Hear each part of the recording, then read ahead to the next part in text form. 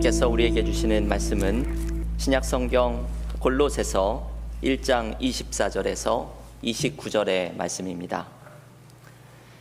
신약성경 골로새서 1장 24절에서 29절의 말씀, 신약성경 325쪽에 있습니다.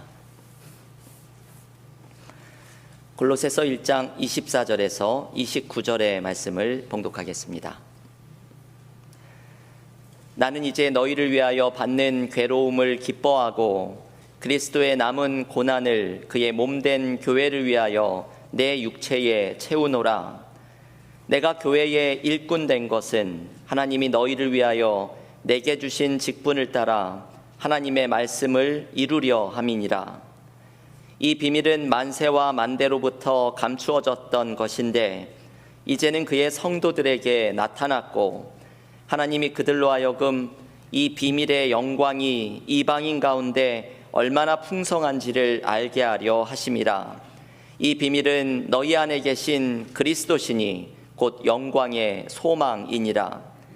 우리가 그를 전파하여 각 사람을 권하고 모든 지혜로 각 사람을 가르침은 각 사람을 그리스도 안에서 완전한 자로 세우려 함이니 이를 위하여 나도 내 속에서 능력으로 역사하시는 이의 역사를 따라 힘을 다하여 수고하노라. 아멘. 하나님의 말씀입니다. 오늘 우리 교회 창립 11주년 기념주일로 예배를 드리고 있습니다. 우리 교회가 11년 전에 10월 16일 첫 창립 예배를 드렸는데 오늘 창립주일과 창립일이 이렇게 같이 겹치는 특별한 예배를 드리고 있습니다. 오늘 창립 11주년 기념주일로 예배를 드리면서 지난주에 우리가 함께 통독을 했던 골로새서의 말씀의 한 대목을 함께 묵상하려고 합니다.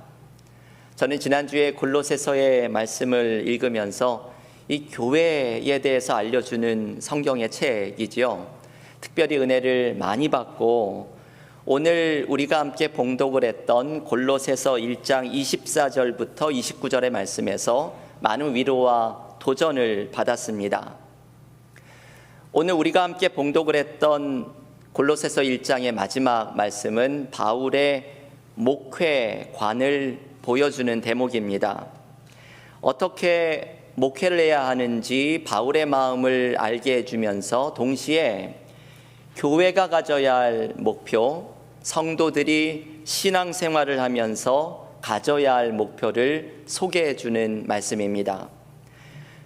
오늘 창립 11주년을 맞은 우리 은혜와 사랑교회가 오늘 바울이 말하는 교회의 목표와 특징을 배운다면 더욱더 건강한 교회로 건강한 성도들로 성장하는 은혜를 경험하게 될 줄을 믿습니다.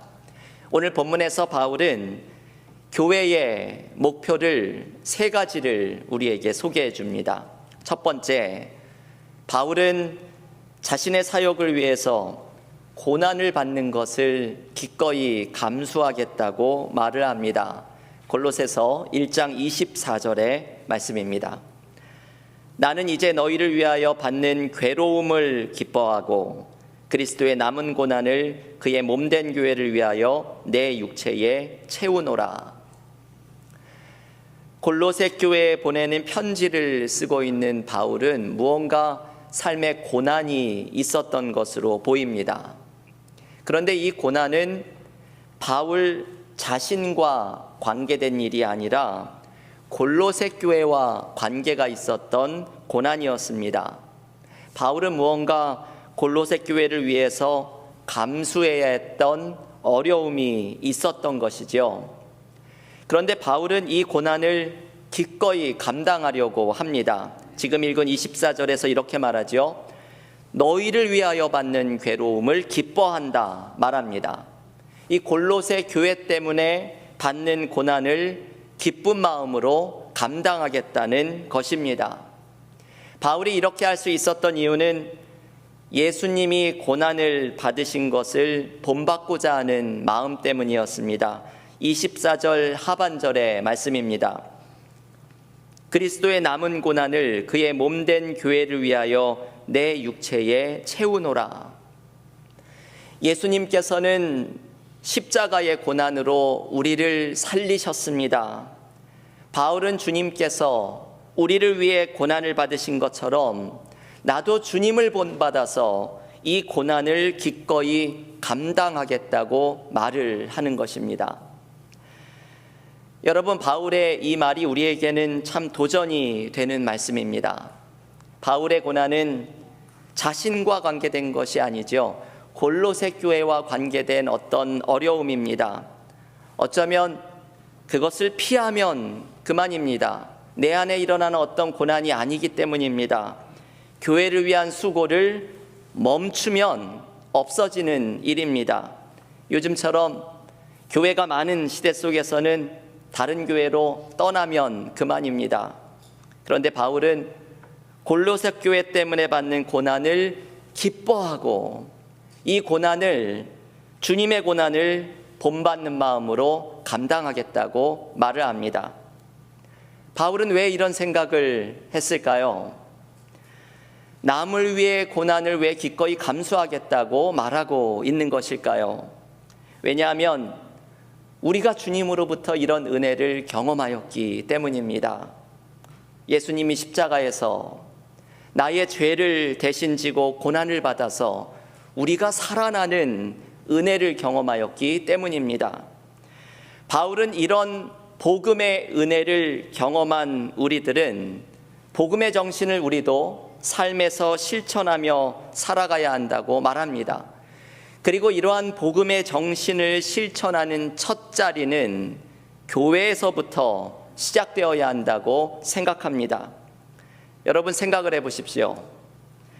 주님의 십자가의 고난으로 구원을 받은 사람들이 모여 있는 곳이 교회인데, 그 교회에서 문제가 일어날 때 그것을 품지 못한다면 십자가의 은혜를 받은 사람들이 모여 있는 교회의 정신과 반대되는 것이기 때문입니다.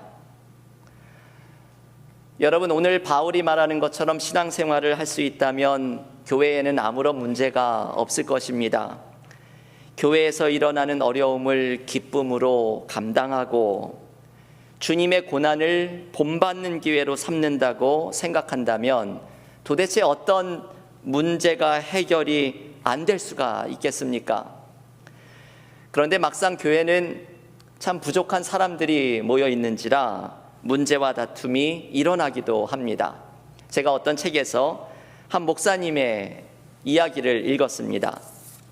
이 목사님이 어떤 교회의 담임 목사로 가시게 되었는데, 그 교회가, 그 다툼과 문제가 많았던 교회가 얼마가 지나지 않아서 안정을 찾게 되었습니다. 사람들이 어떻게 목회를 해서 그런 일이 일어났느냐 물어보았더니 이분이 그 교회에 가자마자 첫 주에 기가 막힌 설교를 했다고 말합니다. 설교 제목은 우리 서로 잘 만났습니다 입니다. 그분이 설교 가운데 이렇게 말했습니다.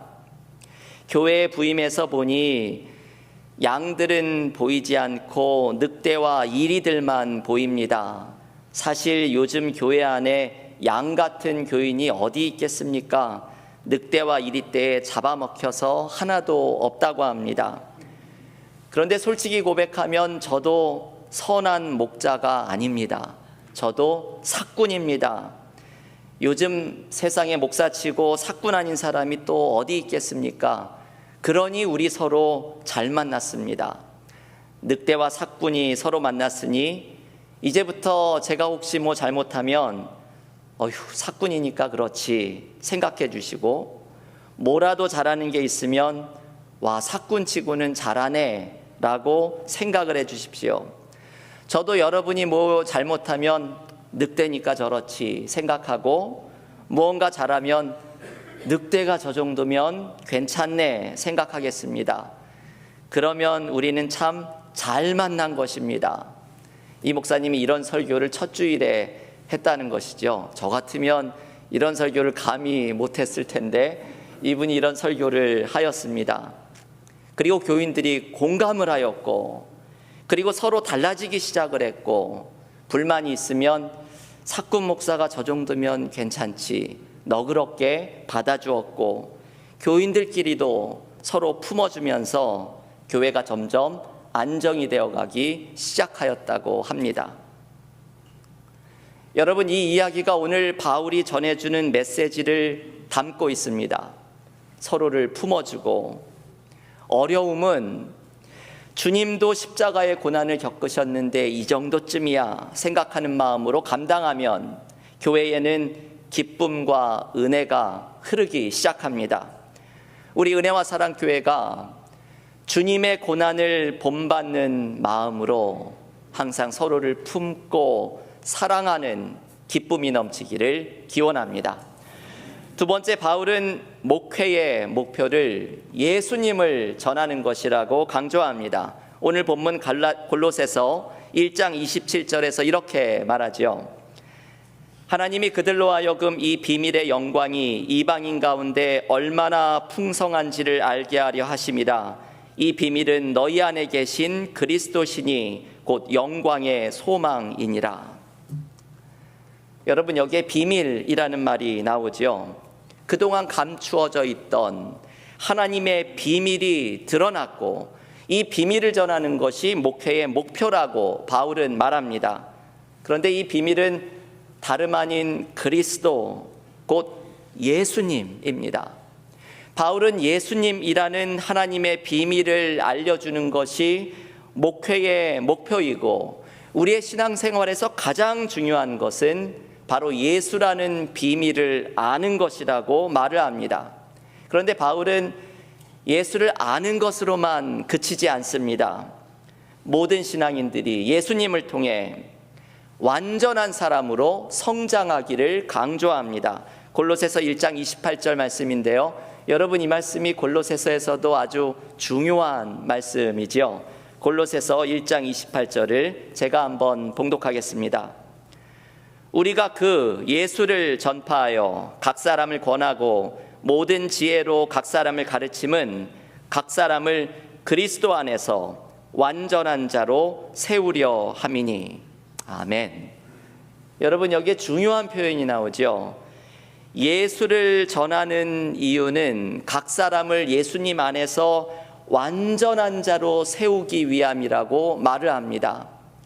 예수님 안에서 완전한 자로 세운다는 말은 성장을 의미합니다. 사람이 변화되는 것을 의미합니다. 우리는 예수님을 통해서 내가 성장하고 내가 변화되는 삶으로 나아가야 합니다. 그것이 예수님 안에서 완전한 자로 세워지는 것입니다. 우리는 예수님에 대해서 말을 들으려고 할 때가 많지, 내가 예수님을 만나고 예수님의 말씀대로 내가 자라나려고 하는 모습을 보이지는 않습니다. 바울이 말하는 신앙생활의 목표는 하나님의 비밀인 예수님을 만나서 그 속에서 나의 성격도 변화되고 삶도 변화되고 예수님 안에서 자라나는 완전한 자로 세워지는 것이 신앙생활의 목표라고 말을 합니다. 요즘 주중에 신앙훈련 과정 요한복음 성경 공부가 진행 중입니다. 우리 교회에서 이 요한복음을 제가 몇 번을 다룬 적이 있었는데 이번 요한복음 성경 공부는 다른 목적을 가지고 인도하고 있습니다. 요한복음이 나의 복음서를 이렇게 읽어주었으면 좋겠다라는 목표를 분명하게 말해주는데, 이 요한복음이 이렇게 읽으라고 안내하는 목표를 따라서 요한복음을 읽으면 이 요한복음의 메시지의 흐름이 보입니다. 이번 성역 공부는 이 요한복음이 우리에게 읽기를 원하는 목표에 따라서 요한복음을 읽어가고 있습니다. 지난주에 요한복음 4장의 사마리아 여인의 이야기를 묵상하면서 우리가 특별히 은혜를 받았던 것이 이 사마리아 여인이 예수님을 만나고 마을에 뛰어들어가 가지고 마을 사람들에게 예수님을 만난 것을 증거했더니 사마리아 마을 사람들이 나중에 예수님을 믿고서 이렇게 말합니다. 우리가 이제 예수님을 믿게 된 것은 당신이 전해주었기 때문이 아니라 우리가 직접 예수님을 만나고 믿게 되었기 때문이라 말합니다. 여러분, 여기에 요한복음의 중요한 메시지가 담겨 있지요. 남의 말을 듣고서 예수님을 믿지 말라는 것입니다. 내가 직접 예수님을 만나고 믿고 그 안에 있는 생명을 누려야 한다고 말하는 것입니다. 예수님을 만나면 예수께서 우리의 문제를 해결해 주시는 새로운 은혜를 공급합니다. 요한복음 4장 14절에서 사마리아 여인에게 예수님이 이렇게 말씀하시죠. 내가 주는 물은 그 속에서 영생하도록 솟아나는 샘물이 되리라. 저는 이 말씀에 너무나도 은혜를 받았습니다. 내가 주는 물은 그 속에서 영원하도록 솟아나는 샘물이 되리라. 예수님을 만나면 우리 안에 끊임없이 솟아나는 샘물이 주어집니다. 나의 삶이 메마른 것은 끊임없이 솟아나는 샘물을 주시는 예수님을 만나고 있지 못하기 때문입니다. 나의 신앙생활이 드라이해지고 기쁨이 사라지는 것은 예수님이 나에게 주시는 끊임없이 솟아나는 샘물을 공급받고 있지 못하기 때문입니다. 내가 예수님을 만나고 예수님이 주시는 이 은혜의 샘물을 공급받으면 우리의 내면에는 기쁨이 찾아오고 희망이 찾아오고 새로운 은혜로 충만해지면서 예수님 안에서 완전한 자로 자라나는 기쁨을 누립니다. 교우 여러분, 오늘 바울은 자신의 목회의 핵심이 바로 예수라는 비밀을 전하는 것이라고 말합니다. 예수님을 만나고 예수님 안에서 완전한 자로 성장하는 것이 모든 성도들이 신앙생활의 목표로 삼아야 하는 것이라고 말합니다. 그때 우리는 예수께서 우리에게 끊임없이 솟아나는 샘물을 주시는 것을 경험합니다. 우리의 메마름은 은혜의 샘물로 바뀌고 우리의 마음은 기쁨과 소망으로 충만해집니다. 여러분, 창립 11주년을 맞은 우리가 붙들어야 할 것은 무엇이겠습니까? 다른 것이 없습니다. 우리는 예수님 한 분을 붙들어야 합니다. 하나님의 비밀이신 예수님을 만나고 그 안에서 완전한 자로 세워지는 은혜를 간구할 때 주님이 주시는 샘물이 우리의 마음에 은혜와 기쁨을 충만하게 하는 교회, 그런 성도로 세워지게 될 줄을 믿습니다. 세 번째, 바울은 중요한 것을 마지막으로 덧붙이지요. 이런 모든 사역, 모든 신앙생활을 할 수 있는 원동력이 무엇인지를 알려줍니다. 그것은 예수께서 우리 안에서 도와주시기 때문입니다.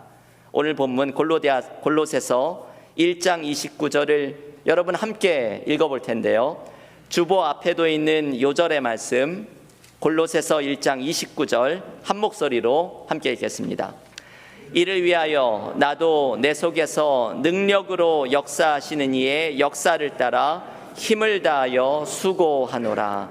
아멘. 여러분, 여기에서 이를 위하여라는 표현은 앞에서 말한 고난을 감당하는 삶, 각 사람을 예수 안에서 완전한 자로 세우는 목회를 의미합니다. 이 모든 목회와 신앙생활은 내가 감당하는 것이 아니라 내 속에서 능력으로 역사하시는 이 곧 주님의 도우심으로 감당하는 것이라고 말합니다. 바울에게는 삶을 살아가는 모든 힘이 내 안에 함께하고 계시는 예수님으로부터 나옵니다. 삶의 모든 문제를 감당하고 사역을 감당할 수 있게 하는 힘은 바로 내 안에 계신 예수께서 일하고 계시는 능력으로부터 나옵니다. 내가 감당하는 것이 아니라 내 안에 역사하시는 주님의 능력을 의지하는 것입니다. 여러분, 이 29절의 표현이 너무나 은혜가 되지요. 내 속에서 능력으로 역사하시는 이 주님이 내 안에 함께 하시고 주님이 내 안에서 능력으로 일하십니다.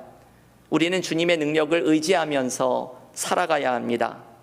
저는 지난주에 이 골로새서의 말씀을 묵상하면서 이 말씀이 저에게 참 위로가 되었습니다.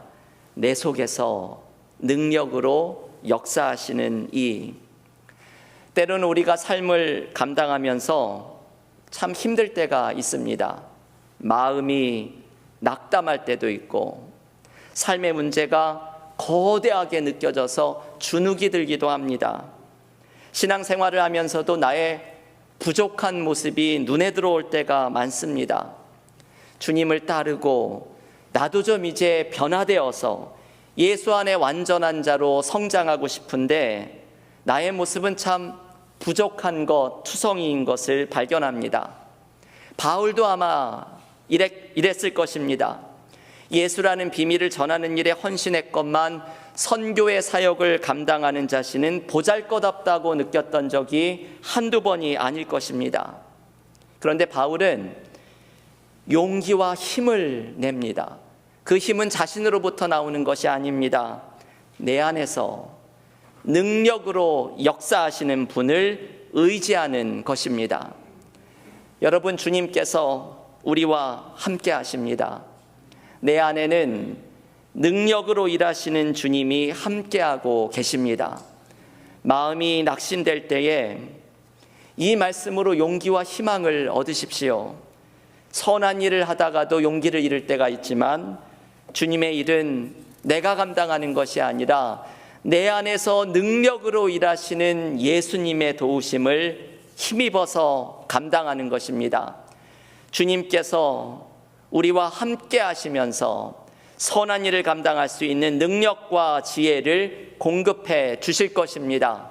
그리스도인들은 내 안에 살아계신 주님을 의지하며 살아가는 사람들이기 때문입니다. 교우 여러분, 오늘 바울은 교회의 목표, 신앙생활의 목표를 세 가지로 말합니다. 삶의 고난을, 그리스도의 고난을 본받는 마음으로 품고, 예수님 안에 완전한 자로 자라나고, 그리고 내 속에서 능력으로 일하시는 예수님을 의지하는 것입니다. 그때 우리의 삶은 주님이 주시는 은혜와 기쁨으로 충만하게 됩니다. 창립 11주년을 맞은 우리 은혜와 사랑교회가 오늘 이 말씀을 여러분 함께 붙들 수 있기를 원합니다. 교회에서 때로 문제를 경험하면 지금 이 자리가 내가 복음의 정신을 실천해야 하는 자리라고 생각하고 품고, 예수님에 대해 듣기만 하는 것이 아니라 내가 예수님을 직접 만나고 예수님이 주시는 은혜의 샘물로 충만해지고, 삶의 모든 일을 내 속에서 능력으로 일하시는 예수님을 의지할 때 우리 교회는 든든히 세워지고 우리의 신앙생활에는 기쁨이 넘치게 될 줄을 믿습니다. 오늘 바울의 이 말씀을 붙들고 내 속에서 능력으로 역사하시는 이를 의지하면서 주님이 주시는 은혜로 충만해지는 기쁨이 창립 11주년을 맞은 우리 교회와 믿음의 성도들 위해 넘치기를 주님의 이름으로 간절히 축원합니다. 기도하겠습니다.